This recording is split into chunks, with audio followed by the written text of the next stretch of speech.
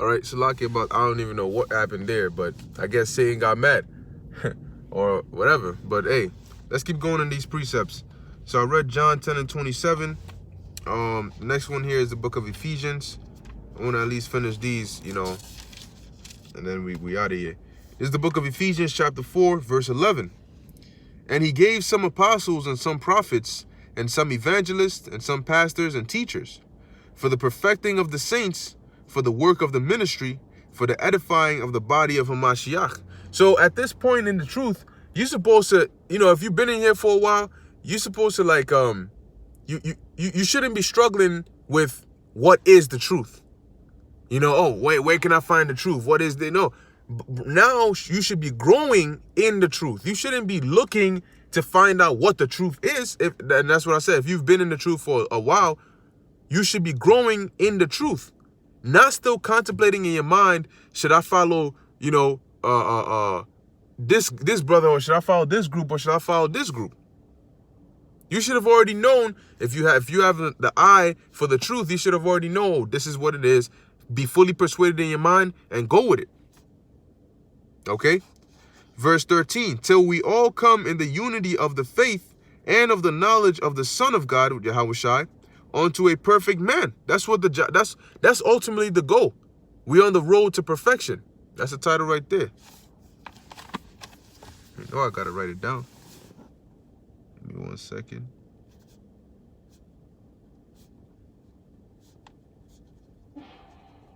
We're on the road to perfection. So that's why what we're doing is we're building each other and being perfected in the mind. And ultimately, when Yahushua comes, he's going to make us perfect in body and as well. So it says, verse 14, that Salakia, the perfect man unto the measure of the stature of the fullness of Hamashiach. That's why when Yahushua comes back, we don't know what we're going to be like, but we know when we see him that we're going to be like him. All right. All right.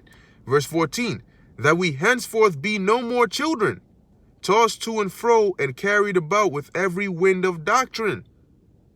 That's why the scriptures tell you that when you come into this truth, I'm going to get that next. But let's finish here. It says, by the sleight of men and cunning craftiness, whereby they lie in wait to deceive. So at this point, you shouldn't be getting deceived. Or this group said this. Why are they saying this? And you guys are saying this. Why are you watching them?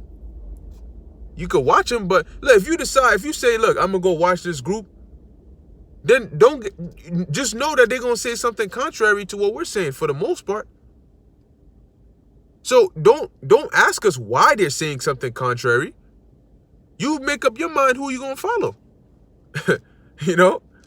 I can't come and explain to you his reasoning for saying what he said. Well, I could tell you what it is, but it is what it is. It is what it is.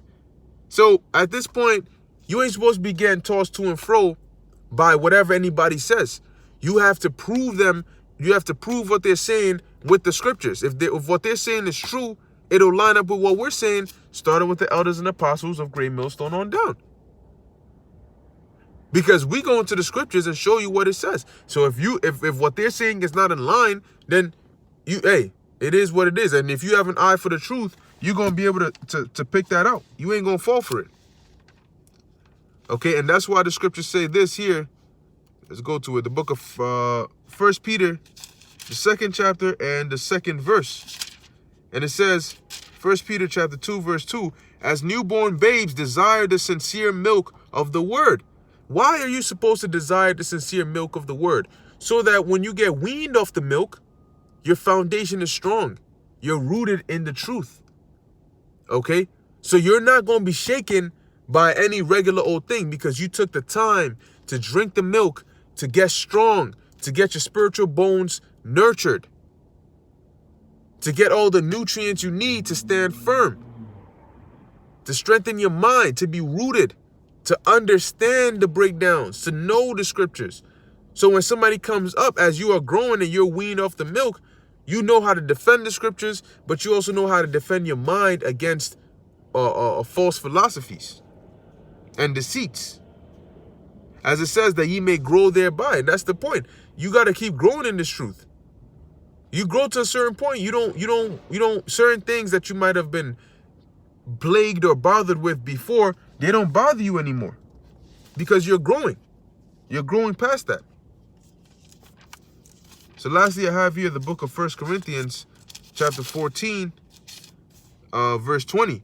It says, brethren, be not children in understanding, because children believe anything. You tell them this, they'll believe it. Then the next time you tell them this, they'll believe it. As they get older, they might ask more questions. Well, why? Didn't you say this before? But you can still deceive them and say, yeah, but then it's really this now. Right? You may tell a child one thing, and then they may go and somebody else will tell them, no, don't believe that, it's this. And then they'll believe what the other person said. Then they'll come back to you and say, well, the other person told me this, and so that's why I listened. So don't be a child in understanding to be tossed to and fro by whatever you hear. Howbeit in malice be ye children. Why? Because you may have a child that may be mad at you, but then they'll be mad at you for like a few seconds, maybe a minute or two, and then they'll forget all about it. You say you want some ice cream, and then they'll put the smile back on and forget all about it. They won't hold that grudge against you. It isn't until you start getting older, you know. But children, they just let it go. You know, they just let it go. Oh, yeah, it's whatever. Children will fight and be best friends at the same time. You know, so that's why I said, because when you have brothers in this truth, sometimes you may not see eye to eye, but you can't let that continue on to fester. The scripture says, let not the sun go down on your wrath. It says, but in understanding be men. So if you got to be a man in understanding, you gotta understand and know and be rooted in what you believe in and be fully persuaded in your mind. And the scriptures say, continue thou in the things which thou hast learned, knowing of whom thou hast learned them. So if you know this is the truth, then what do you got to do? You got to continue in these ways. All right. And continue to follow the ways of this truth, lest you end up being tossed around to and fro by whatever you hear. And that's going to make you unstable in the mind. And eventually you're going to bug out. Salakia. You're going to bug out. You know, and then that's going to show that ultimately you weren't of the elect. You know, so I just wanted to go into that real quick. The importance of the elect. And you got to have an eye for this truth. The overall point is you got to actually read these scriptures and know what's going on. So that way you don't just get confused by whatever anybody says. You can pick out certain things, you know. Like, for example, I'll give you one last example before I leave. I remember, I think maybe last year or so, Apostle Tahar had uploaded a video on his channel, and he typed in, Edomites can make it, or Edomites will be delivered, or something like that. Now, instantly, when I saw the video, I knew that it was a title he put to get, you know, people to come and click on it.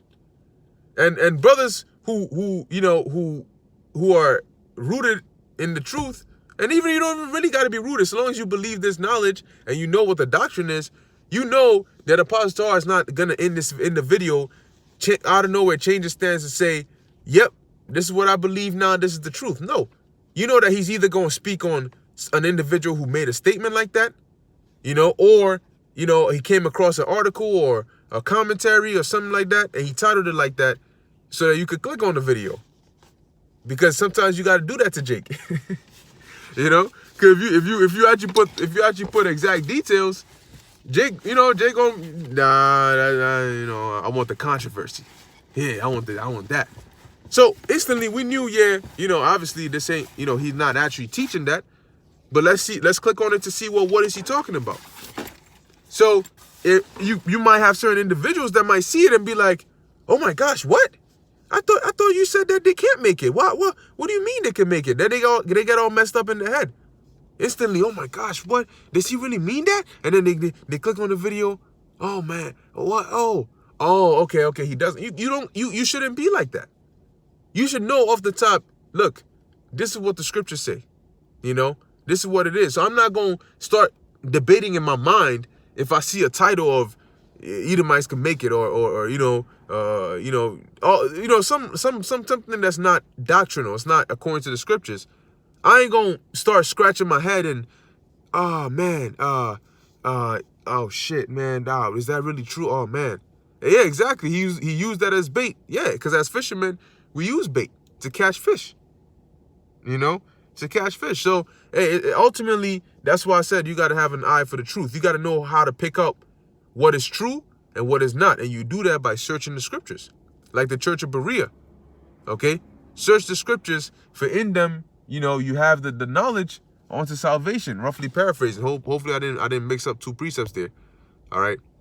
Khan, I'll finish it with this. Yahweh's Judah, Israel, Proverbs 14 and 15. The simple believeth every word, but the prudent man looketh well to his going. All right. So you want to pray for that prudence ultimately. Okay. So with that, I'm going to end it here. You know, Lord willing, that was edifying unto the elect. Salakia. Lord willing, that was edifying unto the elect. In closing, I want to give all praises, honor, and glory to Yahweh, Bahasham, Yahweh Shai, Bahasham, Rakah Kodesh. And until next time, Shalom.